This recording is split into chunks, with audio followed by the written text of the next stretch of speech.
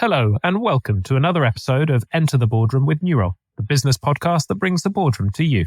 I'm your host, Oliver Cummings, CEO of Newroll, the board search specialist and market leader, bringing science to the art of board hiring.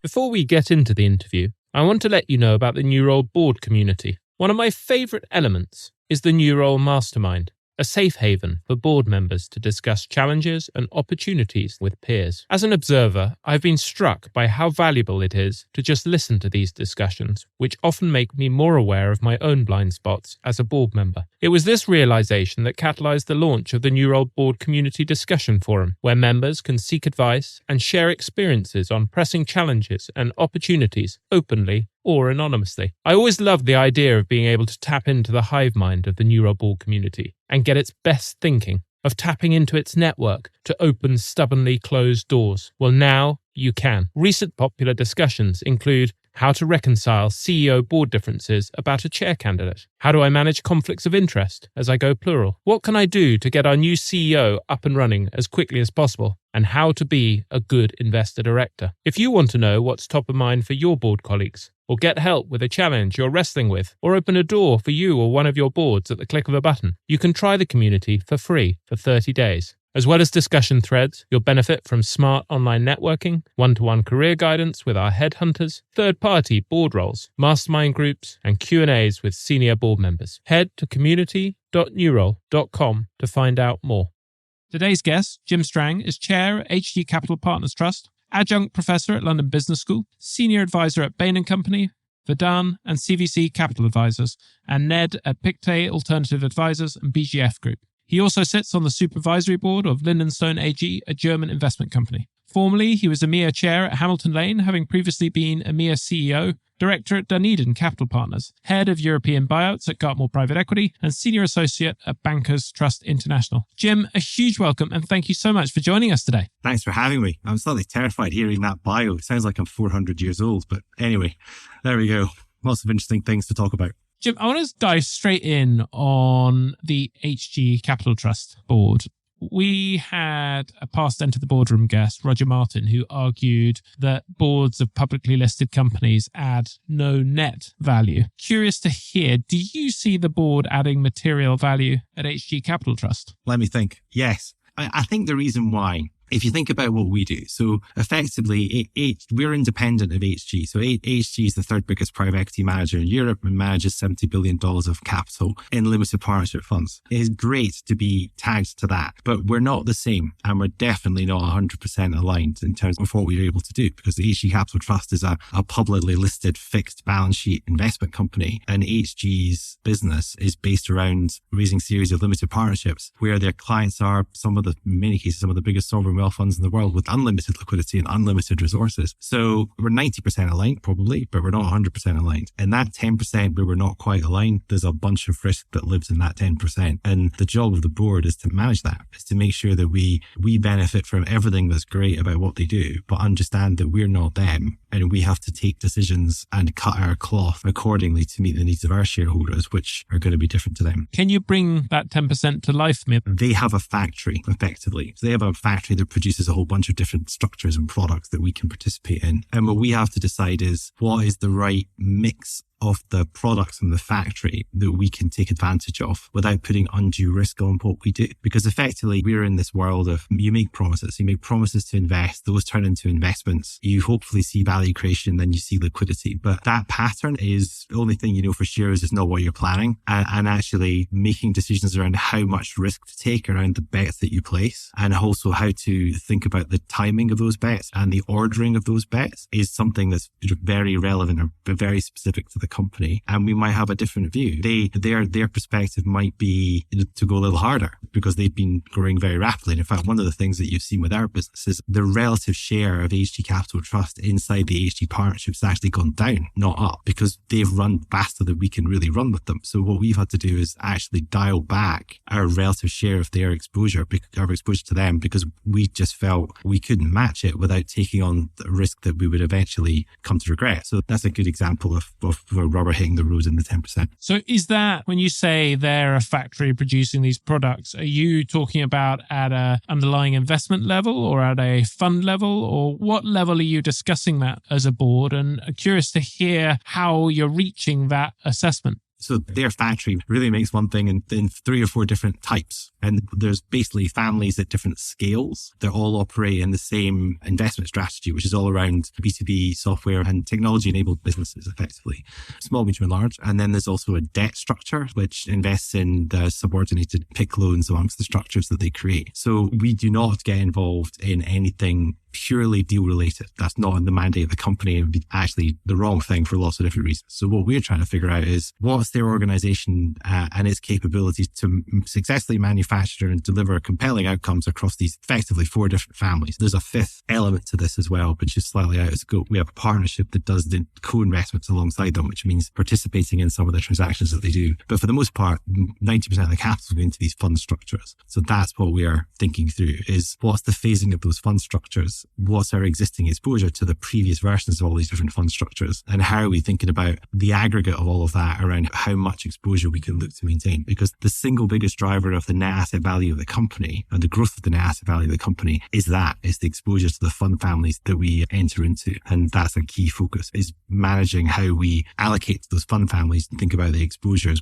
divided by the risks. Okay, I want to come on to talk about risk a little bit later. Before we do that, you as a board are responsible for approving the company's strategic aims and objectives, as well as reviewing, in light of those aims and objectives, the performance. Can you talk me through how you approach this? About every 3 years, we have a proper strategy review, and that we're going to have to go over chair. We did one, which is just over 3 years ago. And the whole idea of that was stop, take a breath, and let's just reflect on what we're doing, understand how well we have operated, how well we have compared to others that have chosen to do broadly what we do, and then set an objective, sort of a long-term objective for what we want to try and become. So we have a sort of a 10-year objective, if you like, which we agreed in that strategy process. And then you validate, does what get you here get you there? So if we have this objective for the company around the way we would like to see the company grow, and if we think about the manufacturing plant that we've got, then, which has been great, then does that manufacturing plant have the capabilities to get us where we want to get to? Or do we need to believe that to be true? And do we believe it or do we not believe it? And we went through that exercise and we basically came out with a pretty clear hypothesis that actually that would work. There was a pretty decent chance that what got us here will get us there, because their model appeared to have great scalability. And indeed, there were other examples of firms which had scaled much larger than they'd scaled and been able to maintain, or actually in some cases increase, the outcomes that they'd be able to create. So we have this sort of strategic plan, and then we do tactical review every year. So it's normally first week of December, end of November, first week of December, strategy review, which is, okay, let's just hold up the mirror, see how we're doing, compare the performance against the strategic plan,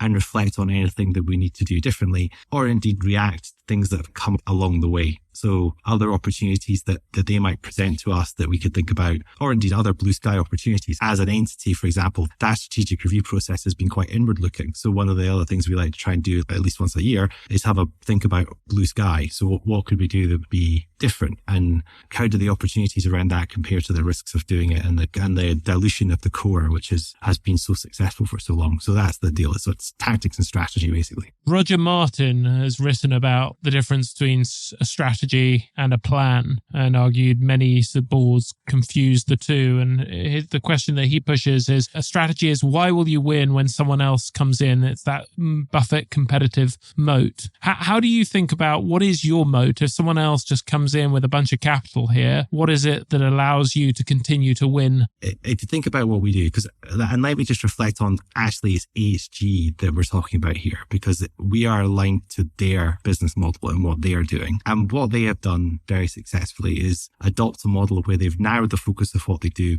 very significantly. So we don't actually even do 2 sectors. We do 8 clusters of investing, which is all basically boring software. So it's software that you can't turn off because your business would stop working if you did. So tax and accounting, HR, compliance, payroll, all the stuff that fundamental to businesses, and it improves their efficiency and their operating effectiveness. But actually, once you've got it, it's pretty difficult to live without it. So it's very focused on those 8 clusters. And then what they've done is built a repeatable, scalable model around investing in those clusters. So they are building an experience curve every time they do a deal. So if you look at Visma, which is the deal that we did 20 years ago now, which is still in the portfolio, if you look at Access, which is much newer, it rhymes. And so the whole idea of sticking to this model is to maintain this inertia effect. So they don't move outside of the core areas. They just keep doubling down on what they do and how they do it. And what that's led to is in their markets, the single most powerful thing you can have as a business is relative competitive advantage and relative competitive scale. And they are so far much bigger than their next biggest competitor in the domain that they operate in. It's really difficult for anybody to catch them. And if they are going to catch them, they're going to have to catch them pretty slowly, because the difference is such that to try and do it quickly would mean taking such an enormous risk that it's very unlikely anyone would contemplate it. The key thing for us is we understand their model is really strong. What we worry about is just,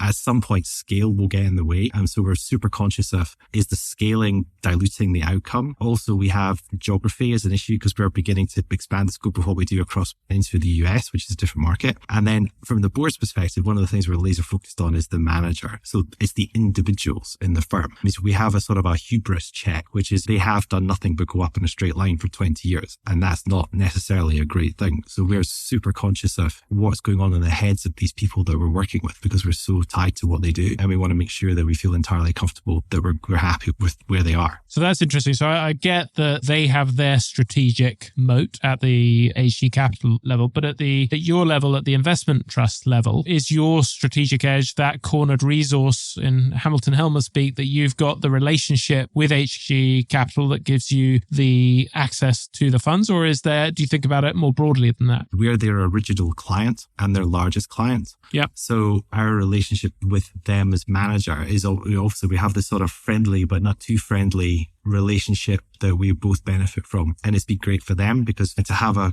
customer like the public company is very good for them in terms of building their business, be very supportive of that. For us, we've tagged ourselves to one of the most successful private equity firms in the last 20 years. And bearing in mind our objective is to make private equity investments we'd want. It means strategy is about what you don't decide to do. So in terms of thinking about that from the perspective of the company, I think we're quite comfortable that we have got a very clear model that we implement, and we're very comfortable and confident with the people that are implementing it with us. And to that extent, I think it would be very difficult for anybody else to be able to break down that moat, because what you would need to believe to be true, HG is so far ahead of everybody else that, and if another player tried to list a public entity, then could it ever get to scale? Unclear. And if they ever could, then the manufacturing plant would be significantly disadvantaged relative to ours anyway. That seems like a pretty long shot. Okay. And how would you know if it was time to change investment manager? Obviously, it's very difficult when you're synonymous with the underlying investment manager. What would have to be true for you to be considering changing?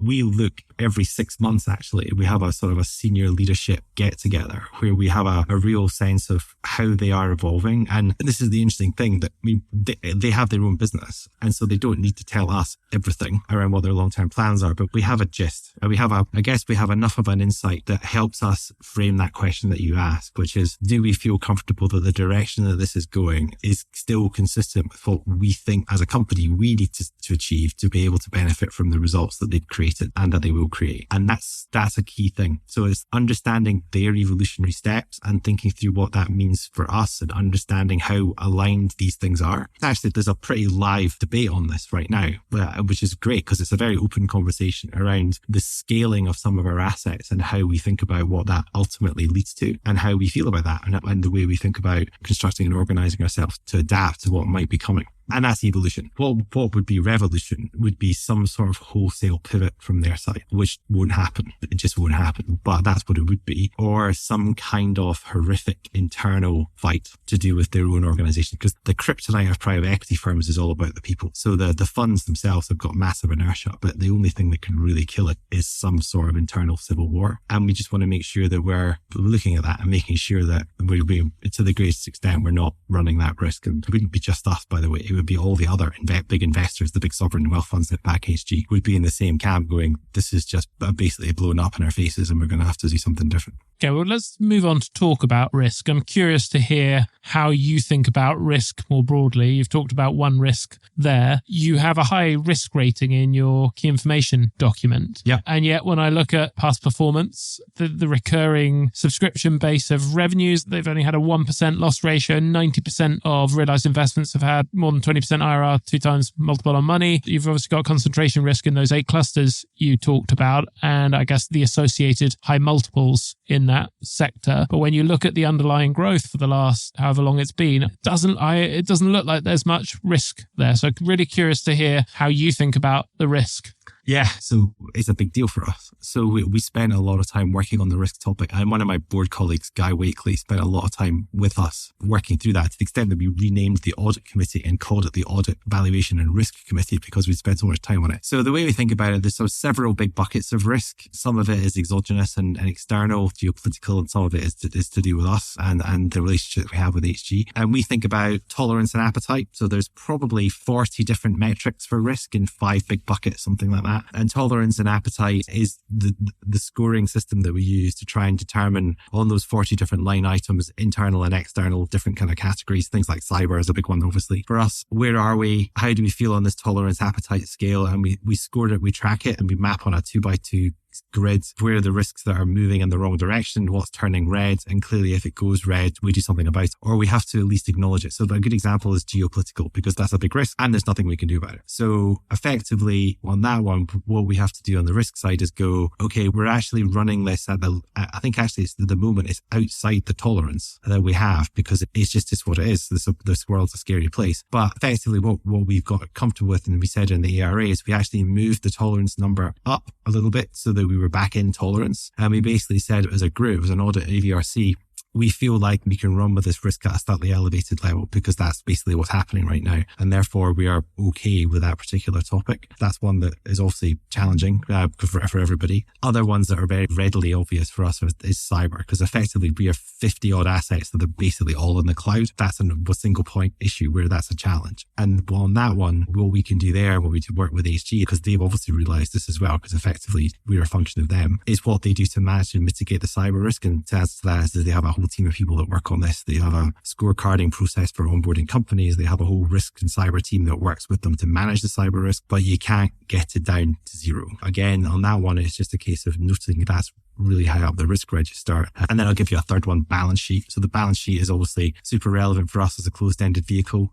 That's an important and significant risk because obviously that could be very damaging to the company. And we have to make sure that we've got a set of mitigation steps in place to manage that risk down. And effectively that means ways to solve our liquidity challenges. But if we end up in a liquidity challenge, then how many ways have we got to solve it? How far in advance of it happening can we see it so that time solves lots of problems, so we want as much as possible, and then have a real process for dealing with it. So we think about risk in all these different ways, if you like.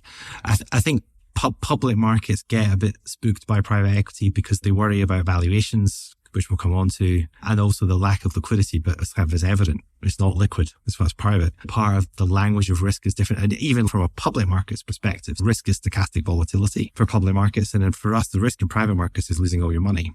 That's what we're managing for. So I think the person that figures out how to make the risk metrics in public and private really talk to each other will do very well, because it hasn't really been done yet. Just coming back to that geopolitical risk, you decided to move the risk tolerance. What were the alternatives? If you think about it, there's not really very much we could do, because if we shut down the investment system, which we could have done, but we could have dialed it right the way back, that wouldn't have changed the answer. Because they would still be subject to the same level of geopolitical risk. It just, we would have had less assets, but we'd still be at the same exposure. So I think that's why we got to this notion of going, you know what, that is just completely out of our control. What we just have to do is acknowledge that it's out there and understand that we're running a little bit hotter in that area, and it's hotter than we'd feel comfortable with, but we couldn't really mitigate it, not in any meaningful way, because the only step we could really take was to significantly slow down the pace of investment activity, and that wouldn't really have changed the outcome. So that's when we got to the answer that we got to. And is the risk that you're worried about there that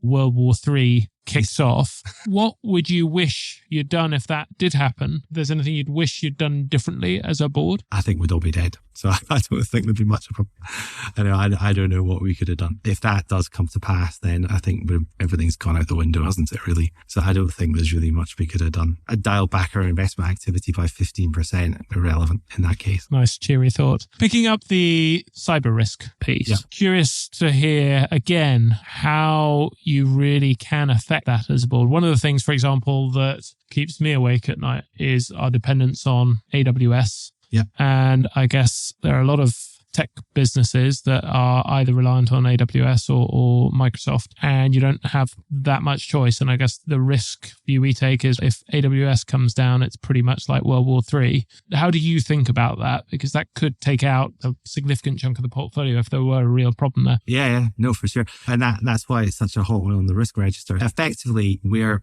given what we've committed to investing in through HG, that we know we're going to be exposed. So we're bound by the parameters of what we've signed up for.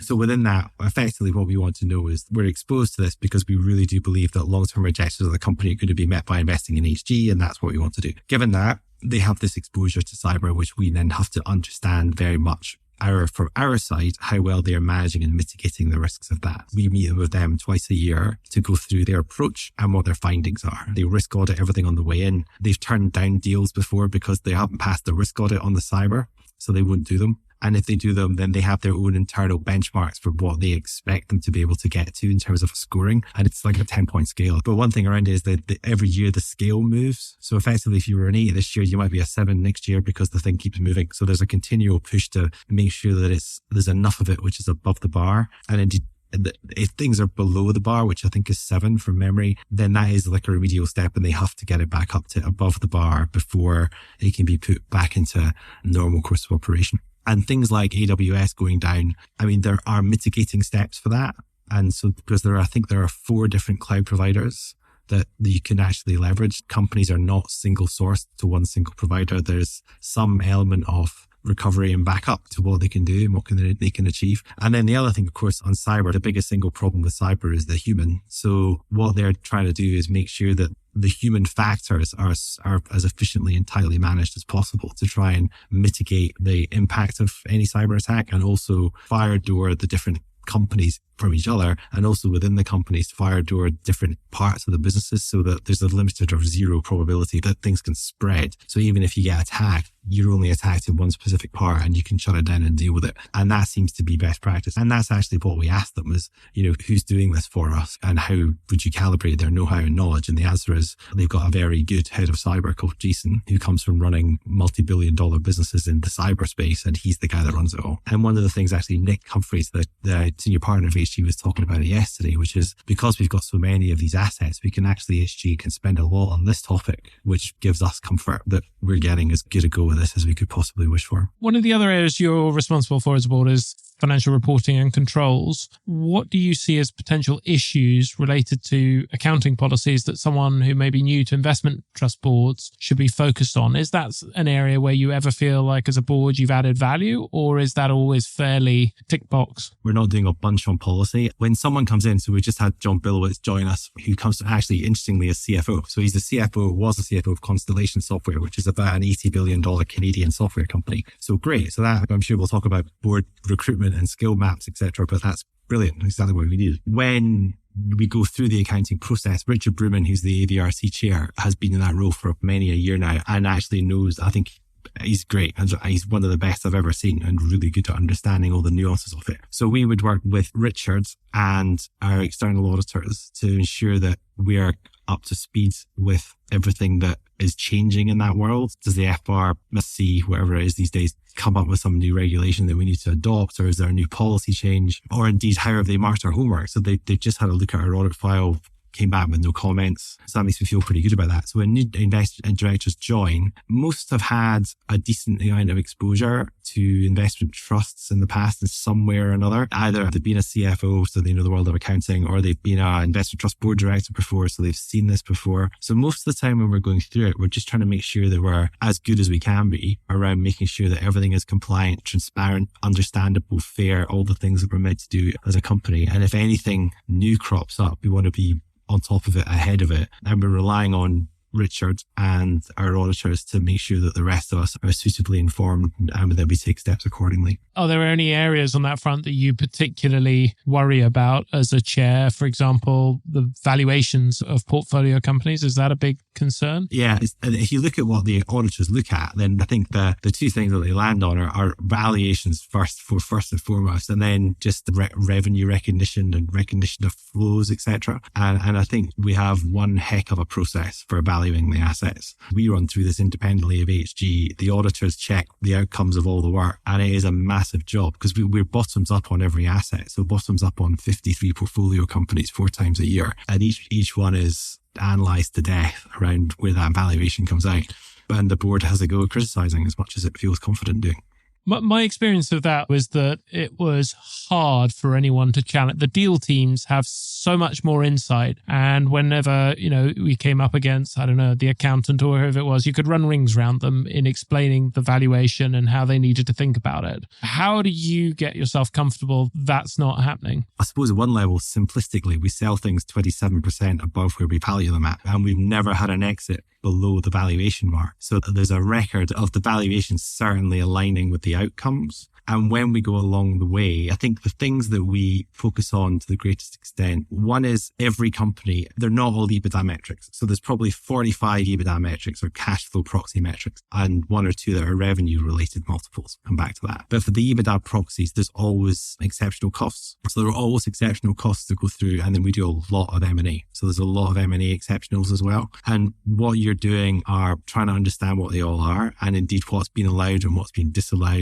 And you ask the questions around how these numbers have been arrived at. And we do 2 things. So every single one has got that analysis in it. So we can see what it is and you can challenge it if you feel something just doesn't look right. So you're going through every one of the portfolio companies across all the funds and have that level of knowledge of them as a board? Every single one, we see the breakdown of what was actual EBITDA and the metric that's used, EBITDA, and what's the bridge. So we can see where the different exceptional items come in. But what people do normally first up is there's a comb chart in the valuation pack, which shows the level of exceptional quote unquote across the whole portfolio. And it tracks normally around about 10%. So around about 10% is effectively the exceptional add back is what's in there. And you can just look across the comb chart and you'll see a spike. And that's what we look for. And that's what people generally look for. They can look at anything, but normally what I do certainly is I look straight to the spike to go, why is that one gone out of range? And then you can take a look at the individual analysis of the valuation. You can see that individual company and then you can challenge them and go, why are we doing this? And if you don't like the answer, then you've got a debate to have with the auditor. But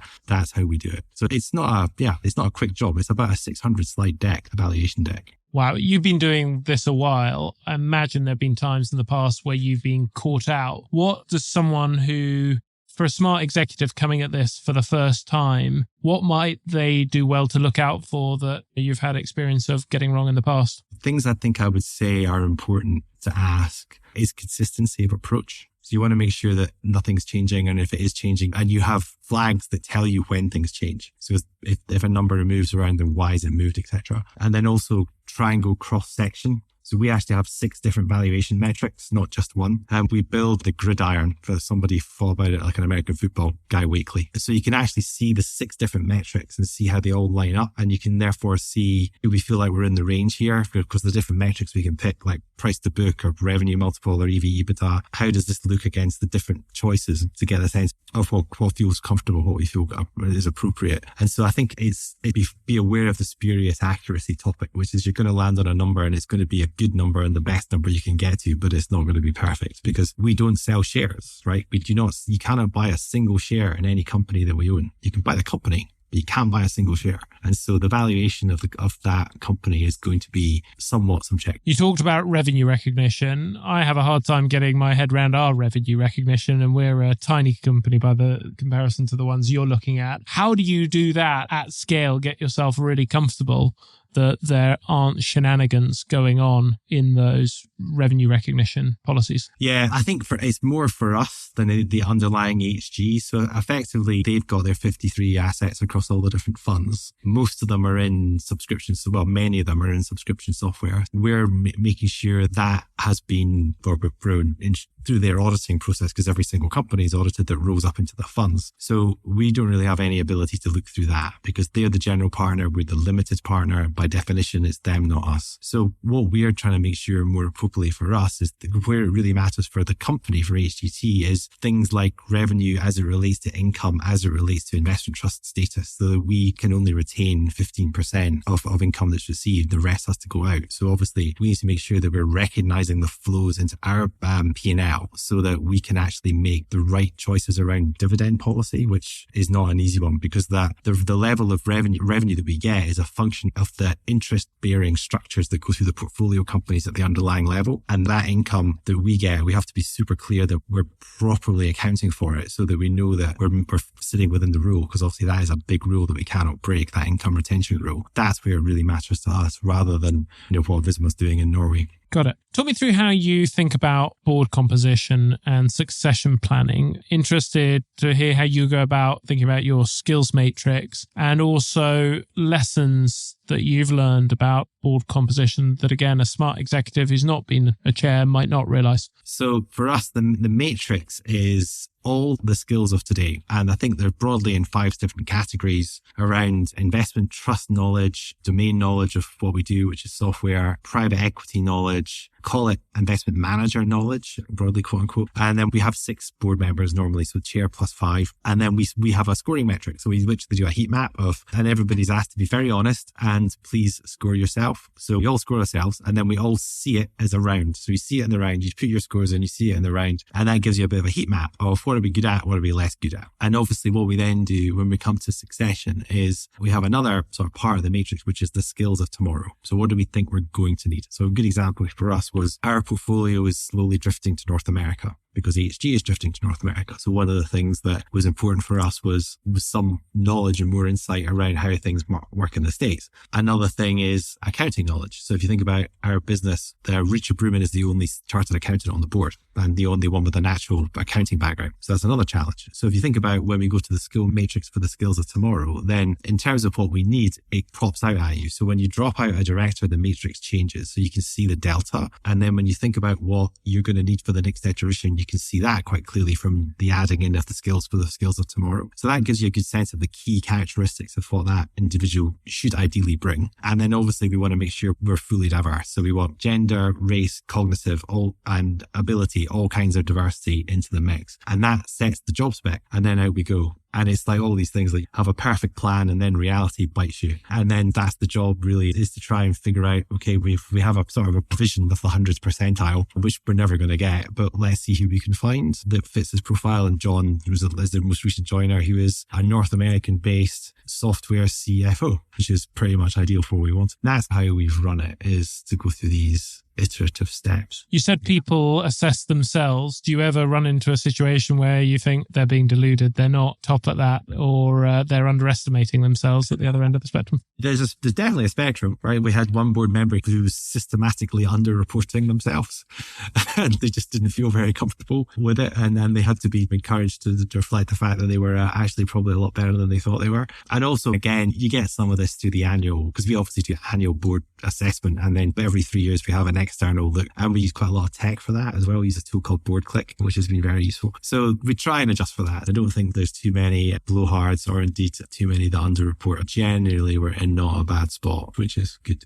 Where have you seen people get it wrong on the skills matrix? You sat on lots of different boards. I imagine you've seen the good, the bad and the ugly. I think we're pretty good actually at what we do. I think we've got a decent sense of how to do it. It's a massive spectrum. Some of the boards that I've been involved in just don't have any of this, none of it. And they're just different. And again, this is the other thing, when you'll know, Ollie, from your own experience, private boards, public boards is a massive chasm. So private boards make their own rules basically. And public ones obviously have a much more structured and thoughtful way of coming to this. I think we've got a decent sense of what we do. And it's actually interesting. BoardClick was really cool for us because BoardClick's a longitudinal tool. So what we can do with that is compare ourselves to everybody else on the tool. And that's quite useful because you're in an echo chamber as a board to some extent. And actually having the longitudinal tool actually allows us to actually look at ourselves relative to others in best practice and try and understand where the soft spots are. So that's been really helpful for us. Time is flying by. Before we move to the lightning round, I just want to quickly ask you one more question around the discount to NAV.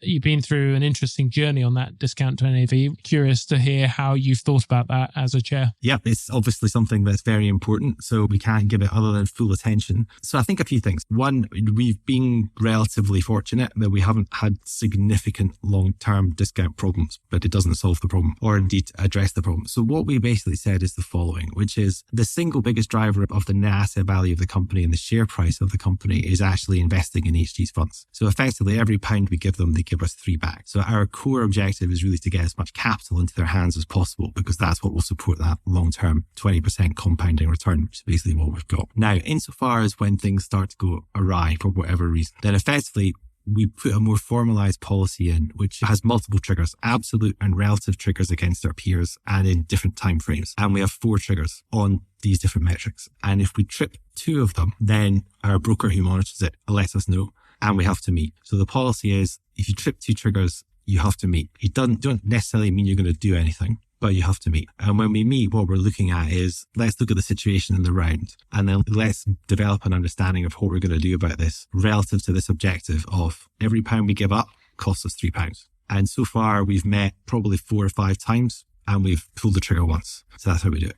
Jim, time has flown by, which means it's time for the lightning round where I say a short statement and ask you for a quick response if you're ready. Oh God, okay. Best book every board member should read and why? I'm going to go with Boards by Patrick Dunn. So Patrick used to run this team for 3i. So he's probably forgotten more about boards than I'll ever know. He was a brilliant past guest on Enter the Boardroom. Big fan. Boardroom behaviour that irritates you most? People that suck all the air out of the room. Very annoying. Most valuable board ritual? We have 2 dinners a year where we invite back our former directors. So it gives a sort of a corporate memory, extended family, basically. That's very cool. Favourite quote? Nil satis nisi optimum. Most significant professional insight? For me, this private equity thing is going to catch on. 1997. Worst professional advice you ever received? Autonomy shares around about 1998 that it's easily going to double from here, and it didn't. What have you changed your mind on about boards over time? They can really be a force for good if they're done well. When was the last time you got a significant judgment call wrong in the boardroom, and what did you learn? I would say, I was thinking about this, which is unusual for me. And the way I would describe it, we made a good decision, but the outcome not so great. And to the extent, we did a big secondary sale last year. And because at the time, we were really worried about liquidity. And it was great. And in retrospect, we probably didn't need to. But it was a good decision. It's just outcome, a bit more marginal. How are you better today as a board member than when you started? I went to board school. I went to INSEAD for a whole program of how to learn to be a board director and how to be a chairman, which was very helpful. I ate a lot of cheese. Finally, 3 things our listeners should take away from this podcast if they take nothing else. Private equity is a great investment class. It has amazing attributes that everybody should know about and selectively participate in. Boards are key to the success of companies, and you should push your boards very hard to make sure that they're doing the best they possibly can for you. What about a third one? Buying tickets for the knockout stages of the European Football Championships was not a smart thing if you were Scottish. Jim, thank you so much. That has been absolutely fascinating and a real treat. Appreciate you taking the time to share your experience. No problem. Absolute pleasure. Thanks for having me along. If you found this conversation interesting and would like to be involved in similar discussions, join the New Role Board community. Community membership gives you access to 24-hour discussion threads on boardroom challenges and opportunities like those we've been discussing. Smart online networking events, one-to-one career sessions with our headhunters, third-party board roles, mastermind groups, and Q&As with senior board members. Head to community.newrole.com to find out more.